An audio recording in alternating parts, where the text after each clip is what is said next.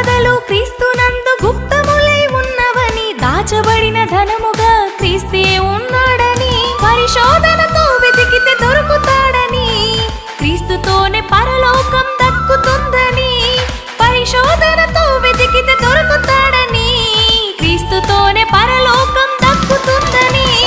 షాకు కొట్టిన నరుడైనా బ్రతికేస్తాడు, కరెన్సీ షాకు కొడితే భక్తుడైన పడిపోతాడు. కరెంటు షాకు కొట్టిన నరుడైనా బ్రతికేస్తాడు, కరెన్సీ షాకు కొడితే భక్తుడైన పడిపోతాడు. వాక్యానికే విలువుందా, డబ్బుకే విలువుందా? మనిషిని బ్రతికించేది వాక్యమా, మనిషిని నడిపించేది ధనమా?